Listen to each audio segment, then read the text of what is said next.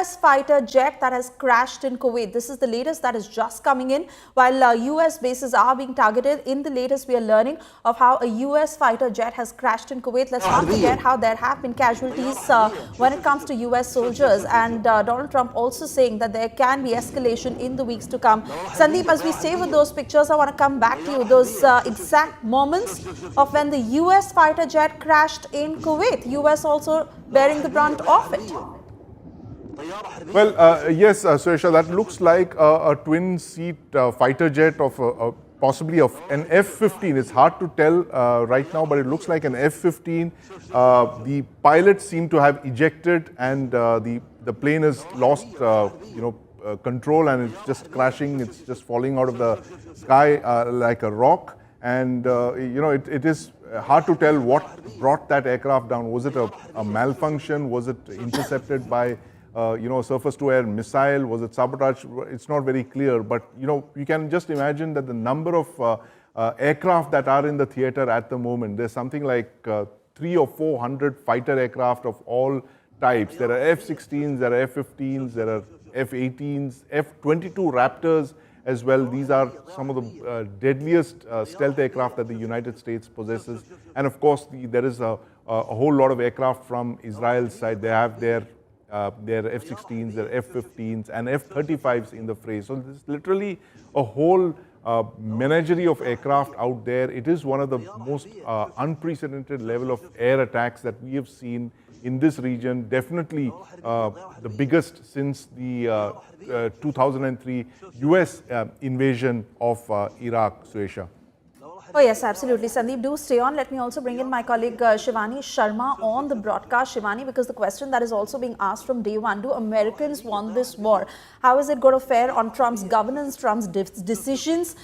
More the damage is on the American side, casualties to American soldiers, and how is that going to be handled by the Trump administration? See, there are already reactions that are coming in, not only from the international community, but the people within the United States of America. We've been getting some reactions, especially after when Iran has hit at Dubai. And, there are hundreds of businesses owned by America in Dubai, in UAE, which are getting hampered and impacted. And when it comes to Iran, Iran also says that it's just not ready to bow down, Suresha. It has been preparing for this kind of a situation since decades. It has missile systems, around approximately 3,000 long-range missile systems. It has hundreds and thousands of drones, and it was preparing for this situation. And what the remarks are now coming in from Iranian side, it's very clear that it's just not, it doesn't want to negotiate. So this seems that this will be an escalation from both the sides. We see the involvement of multiple other nations also now in this conflict, not only the Israelis and the United States, but there is proactive counter attacks that are seen in UAE. So certainly there are mixed reactions. The situation is going to get challenging for not only US, Israel, Iran, but multiple other nations that will be directly and indirectly impacted by this conflict. And every nation is now calling for restraint by both the sides. We have to see that how the situation develops. Is there some negotiation that can actually take place there? Because there were some signals that were coming in from the foreign minister of Iran, where he said that he is ready for talks. But at the same time, we also got some very strong statements from the other side in Iran itself. So Iran is also assessing the situation and keeping all the options open. But as of now, we do not see any de-escalation in this conflict, and more countries are getting impacted now, Suesha. Oh yes, and let me also take this to Geeta, who continues to stay with us. Geeta, with the sort of messaging that is coming in from Iran at this point, we are not scared of the consequences, but we will not back down. That's really what it's looking like, despite the fact that not just the ones who are direct stakeholders in this conflict, but even the others who are getting impacted are now turning against Iran. US is claiming that they are ready for nuclear talks, but Iran is denying those claims. US also saying that this can go on for the next few weeks. Israel saying that there are more than 2,500 targets. How do you see this escalation on day 3? Well, how I see it is that both sides are sending mixed signals. They first said that Trump said that the Iranian side wanted a conversation, and they have gotten in touch.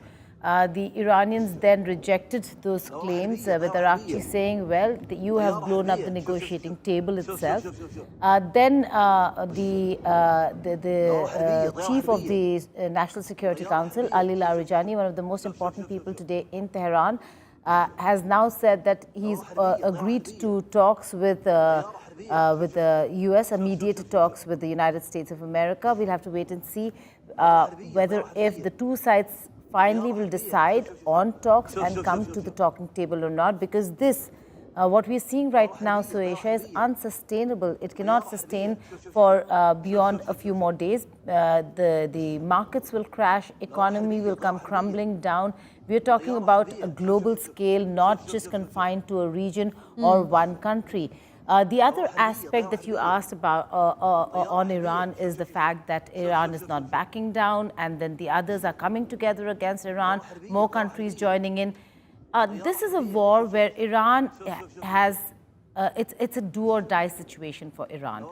There is no other way but to fight this one out. Their supreme leader has been killed, top leadership completely eliminated, but they've been prepared. This is not a country that was unprepared.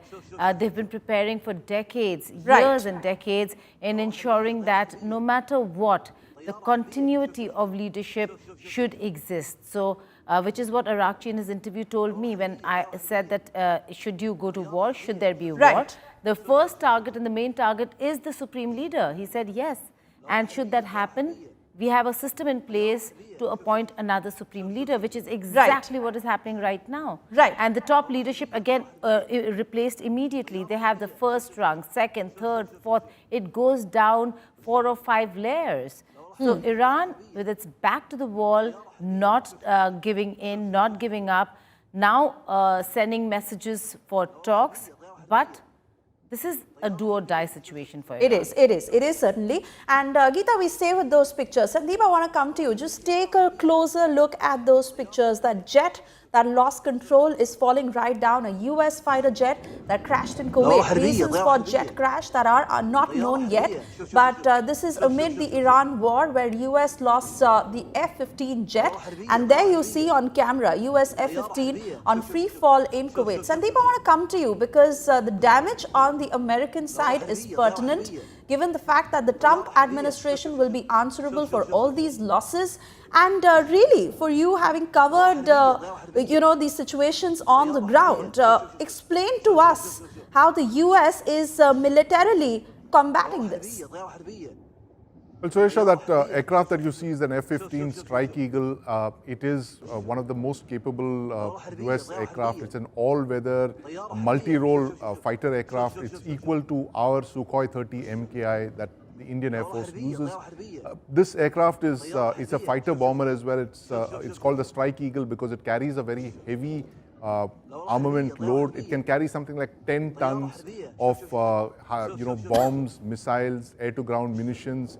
And to give you an idea how heavy that is, 10 tons is equal to 2 MiG-21 aircraft. So that F-15 over there can carry the weight of 2 MiG-21 aircraft. And we're not very clear what forced that aircraft to go down. It's possible that it could be an incident of friendly fire, as is being speculated, but clearly the pilots seem to have punched out early. It's just the aircraft that's being, free falling to the ground. It's the first casualty of the US in terms of equipment that they've actually lost there, not counting the radars, on the ground, the kind of damage that the Iranian missiles and drones have managed to inflict. But as you said clearly, this is we are now in uncharted territory. If the US thought that it could get into this war and bring about some kind of predictability in terms of outcomes, what we are seeing in the last 48 hours is anything but.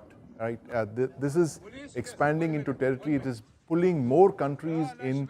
Nobody expected Iran to carry out that attack on Cyprus. So it is, it is on dangerous territory.